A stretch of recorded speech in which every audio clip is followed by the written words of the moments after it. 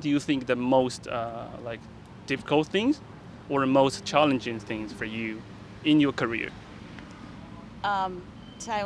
Taiwanese, Fukienese, Okay. 闽南语. Because between Mandarin and English, that's Yeah. no problem. I Yeah. can translate it. But if they sometimes like to speak in Taiyu, Oh, I got it's a it. challenge for me to Yeah. understand that Yeah. and translate it into English. Yeah, that is my biggest challenge and also my biggest regret. I wish when I was younger, when my brain cells were more active, that I had learned Taiwanese. Yeah. Now it's too late for me to learn another language. 大家好，我叫李梅君，我来自印度，我的印度名字是 Priya。那我在台湾已经很多年了，不好意思讲。那我在台湾做的工作是口译跟主持。那我也在台湾结婚，有2个小孩。可是我先生是印度人。You mentioned about you are interpreter. I am an interpreter. Yes, right? It says that on my shirt. Really? Okay. see? You get, Look at my shirt. okay. It says that. Okay. Can you see it? Yeah, I can see it. Okay. So because I'm very curious about like, so what is it like being an interpreter in Taiwan? Is it very competitive for you, or do you think it's all Being right? an interpreter in Taiwan, being a foreigner, is very rare. Because It's very rare? Yes, because Okay. most of the interpreters who translate between English and Mandarin are Taiwanese. Like 99%. I would say, 98% now. Okay. Because nowadays, like in my university, in NTNU, there are more and more foreign students who are taking interpreting courses. Yeah. But before that, it was 99%. And so, is it competitive for me? Because I've been in this industry for over For a long 20 time. years. I started interpreting in 1997. I have a good client base and they know me, and through word of mouth I get new clients. Yeah. I also interpret for the government. So like some of the ministries, also the mayor of Taipei, the mayor of New Taipei. So because they like the work, they're happy with the translation and they introduce to other people. So the competition is not so much hard for you. Yes, it's been okay. Do you like your job, or are you passionate about it? Because I always say, a lot of people will say, oh, this is my job. I need to put food on the table. So what about you? I am very passionate about my job and I do love it. I have my own company, so I take projects through that. And like I mentioned, during my illness, when I was in hospital, it was my job. I was still working because I wanted to. Yeah.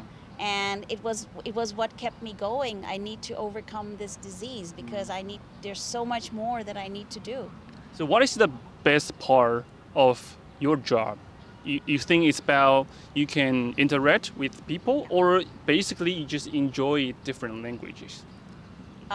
It's more the first one. So just meeting so many different people from different backgrounds and also learning about the different fields. You learn so many things about new technology, new skills, new products.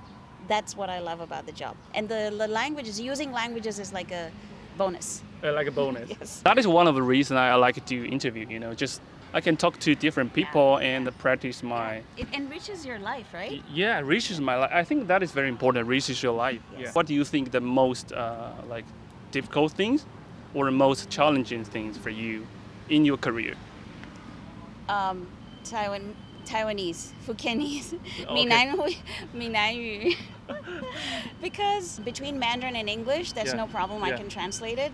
But if they sometimes like to speak in Taiyu, Oh, I got it's it. a challenge for me to understand that and translate it into English. Yeah, that is my biggest challenge and also my biggest regret. I wish when I was younger, when my brain cells were more active, that I had learned Taiwanese. Yeah.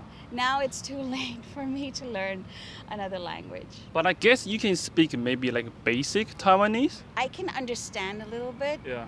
Yeah, but in Taipei, it's very hard to practice Taiwanese unless you actively go and search for that kind of environment. Maybe if I went to Kaohsiung and lived there for 6 months, I would have picked up Taiwanese. I do note that you have like American accent in a sense. So I'm very curious, like how did you lose your Indian accent like no offense, because I think every Indian or every country has their own accent, right? Yeah. But how did you learn American accent, or why do you want to lose your accent? Okay, so a couple of points. I don't want to lose my accent. Yeah. I have not lost my Indian Yeah. accent. So you can speak. Yeah, when I You speak can with choose an the accent. Indian, when I speak with an okay. Indian, I speak in an Indian accent. When I Yeah. speak with non-Indians, I speak in an American Interesting. accent. And actually, this accent I picked up in Taiwan. Really? So when I came here, I also wanted to teach English, but all of the cram schools wanted American accent. So I listened to ICRT and CNN for like 3 to 6 months, and I picked up the American accent. So basically, you do this because of the market. Yes. Okay. Yes. And later on, it became even stronger because both my kids went to the American school. Yeah. So when I speak with my kids, I speak in English, and we speak in an American accent. Okay. So nowadays, if you want to have a case, like usually, do they choose the accent? No. No, they don't choose the accent. I think the American accent is easier to listen to. Yeah. It's easier for people to follow. It's also the most common. So a lot of the clients and meetings that we have in Taiwan, the people listening to English are more familiar with the American accent compared with British or Australian or South African or Singaporean or Indian accent. Yeah. So usually for my work, I just use the American accent. It comes very naturally.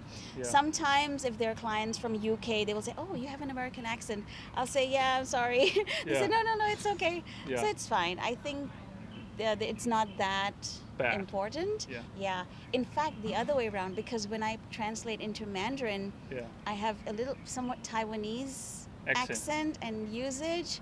So when clients are from China, they have a problem with it sometimes. Really? They actually complain. I thought maybe they will feel really impressed. Initially, Yeah. maybe they'll feel impressed. It depends. Yeah. So if they see me in person Yeah. and they see that it's a foreigner, then they are impressed. Yeah. But if they only hear my voice, they'll say, "Oh, we want someone from China." Like we a don't local want... accent. Yes. Oh, that is very because some interesting. phrases are different. Yeah. And some pronunciations are different. Yeah. Yeah. So if I'm gonna do a project with clients from China, then I have to watch YouTube with people from China speaking and kind of train my usage before the case. Okay, because you can speak 3 or 4 language fluently, right? Do you have a secret? Yeah. It's not a secret. I think a lot of research shows that the earlier you learn more languages, the better you'll be able to learn languages in the future. Yeah. So I grew up speaking English and then Hindi and Sindhi, and then in my teens I came to Taiwan. I picked up Mandarin. Before that, I lived in Germany when I was 2 years old. So for how long? For 2 years.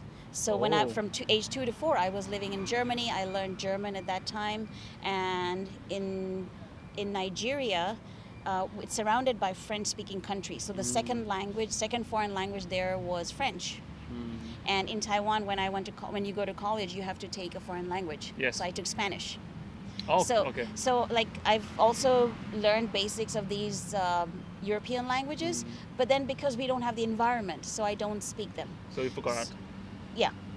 Like, as they say in Chinese, 还给老师了. 还给老师, okay. So the important thing about learning languages, number one, start early, learn many languages, and then practice. Practice is really important. You have to create that environment around you where you can keep listening to that language and speaking that language. Do you have any advice to maybe some people they want to be an interpreter? Being an interpreter is not just about knowing 2 languages. Being bilingual is not equal to being an interpreter. But if both your languages are really, really good, like A and almost A or very close to A, then it is possible. Then there are training programs. There's also online, there are some videos that teach you the skills that are needed. And it's good to start with friends or helping out friends or in the church. Yeah. Like a lot of churches have interpreters. Yeah. That's a good way to start practicing. Yeah, these are some simple ideas I would have. But there are many programs, but there are also many interpreters. And clients usually like to use an interpreter they've already worked with before. Because they So get it's used to hard. it. Yes, it's hard for newcomers to get into the market. Oh, so it's like a closed market, I would say. Somewhat, yes. Unless you have a senior, like a 学姐, 学长, who can like bring you in Or and introduce train you. some client for you to Yes, start the yes, business. Yes. But then it's a risk for the client because they don't know the quality. So if you're thinking of this as a career, it's hard to only do interpreting for a living. Yeah. You can do it as a side job to begin with, and then if it works, then you can quit your main job. But don't like quit your main job and just depend only on interpreting as your income source. So that's how you started your career? Yeah, kind of like that. So I used to work at the India Taipei Association, Yeah. so the Indian office in Taipei. We started the office in 1995.